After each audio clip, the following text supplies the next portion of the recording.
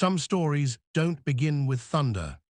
They start with silence, the kind that follows after a scream that never made it out. The bottle rolled across the wooden floor, the amber liquid trembling inside like it feared what would come next. He didn't reach for it. No. His hand went for her instead. Evelyn backed away until her spine met the cold wall. Nowhere to run.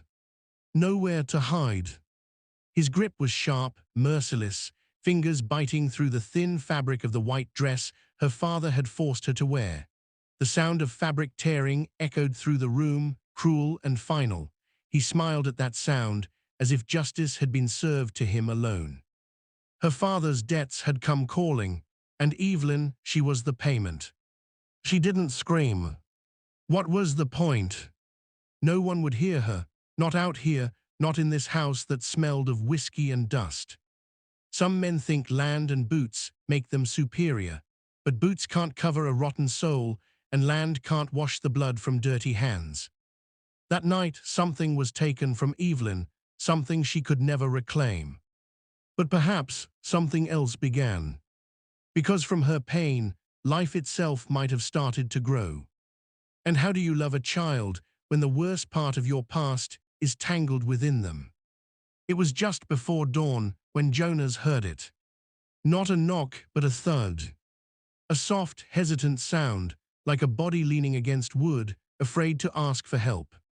He lifted his old shotgun, the same one that hadn't seen daylight since '76, and opened the door. What he saw stopped him cold. A girl stood barefoot in the dirt, her hair wild and tangled, streaked with sweat and blood. A torn bedsheet clung to her bruised body. Her skin was marked, scratches, welts, reminders of someone else's cruelty. But her eyes, they didn't belong to a young woman anymore. They were hollow, animal eyes, the kind that had seen too much and survived anyway. Jonas didn't say a word. He just took off his coat and held it out. For a long moment, she stared at it, as if she couldn't believe anyone would offer her warmth again.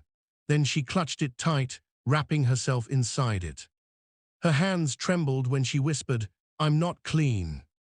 Jonas didn't flinch, didn't speak. He only nodded toward the small tack room out back. She followed, her steps weak, her breath ragged. Jonas poured her water, set the kettle over the fire.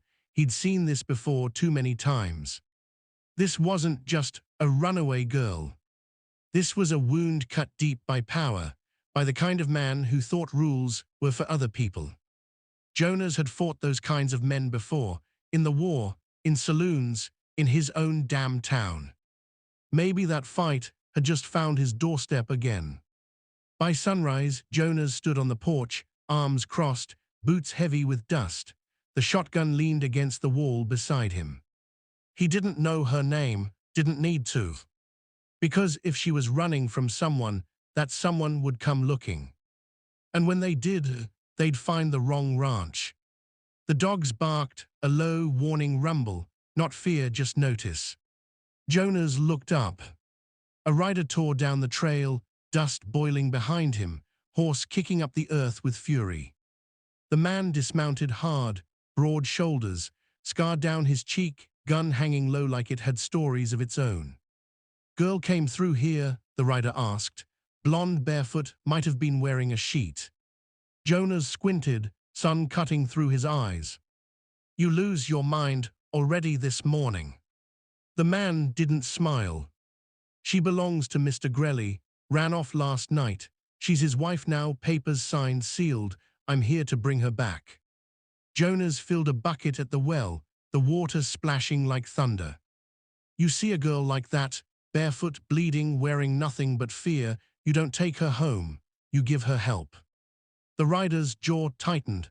"You sure you want to stand in Mr. Grelly's way?" Jonas met his stare, calm as stone.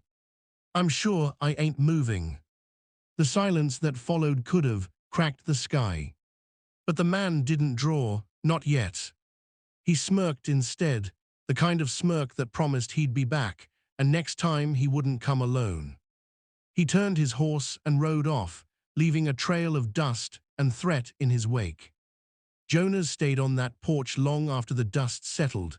When he stepped inside the tack room, the girl was awake, eyes tracking him, not scared this time, measuring, trying to decide what kind of man she'd found. He left bread beside her and walked out without a word. Later she stepped into the light, still wearing his coat, still moving like her body remembered every bruise. Jonas was fixing the gate, hammer in hand. "Can I help?" she asked. He handed her the hammer. "You know how to swing one." She shook her head. "Well, you're about to learn." The work was slow, quiet, but it was the first thing she'd done that wasn't running or breaking, and for the first time she looked alive. By evening, they sat on the porch together, silent, watching the sky melt into gold. "You think he'll come back?" she asked softly. Jonas didn't turn his head. "I'd bet my last boot on it." She nodded, she already knew. But her hands weren't shaking anymore. They came just before sundown. 3 riders this time, dust rising like thunderclouds. Jonas saw them from the porch, didn't move. His hand rested easy on the rifle by the door. Inside, Evelyn stood behind the curtain, her breath caught in her throat. She knew that silhouette. Grelly. He rode at the front, too finely dressed for a man with a rotten soul. 2 armed men flanked him, whiskey on their breath, malice in their eyes. Grelly dismounted slow, peeling off his gloves like a king surveying dirt. "Heard you've been hiding my wife, McGreedy." Jonas didn't blink. "Heard you've been beating what ain't yours to touch." The smile slid right off Grelly's face. "That girl belongs to me, law says so." Jonas stepped down from the porch, calm and steady. "Law don't mean a damn thing when a man's got no soul." The goons moved first, always the dumb ones. One charged fast. Jonas swung the rifle stock hard, cracking bone. The man dropped like a stone. The second drew his gun, but Jonas was faster. One shot. Silence. Grelly froze. The dust hung in the air between them. Jonas walked right up to him, voice low, eyes burning. "You listen close. If I see your boots on this land again, I won't aim to warn, I'll aim to bury." Grelly didn't reply, didn't dare. He stumbled back to his horse and rode off, face pale, pride bleeding. When they vanished down the trail, Evelyn stepped out. She wasn't afraid anymore. She was free. For the first time in years, Jonas felt something shift inside him, like the world had tilted just a little closer to right. A month passed. The ranch grew quiet again. Long days fixing fences, soft dinners on the porch. Evelyn smiled, now small, real smiles that reached her eyes. Then one morning, she didn't come to breakfast. Jonas knocked on her door. She sat on the edge of the cot, hands pressed to her stomach. No tears, no words, but her eyes told everything. Jonas sat beside her, waited. Finally, she whispered, "What do I do?" Jonas stared out the window, at the light creeping across the floorboards. "You let it live," he said. Her head snapped up, "Even if it's his." He turned to her, calm, steady. "Even then, you ain't broken, Evelyn. You're starting again. That baby don't carry his sin, only yours, only what you give it." And that's when she broke, not with screams, but with silence, her body folding into his chest, the weight of her grief finally finding rest. Jonas held her, not like she was fragile, but like she was worth keeping. From that day on, there was no more hiding. No more shame. Jonas walked beside her in town, sat with her in church, bought baby blankets in the same store Grelly once strutted through. People whispered. People always do. But Jonas didn't care. Because in a world where men throw lives away like scraps, he chose to protect one. Even when it hurt. Especially when it hurt. So I'll ask you this. Could you love the child of the man who broke her? Could you hold something born from pain and teach it peace? Because sometimes being a man isn't about the fights you win. It's about what you choose to protect.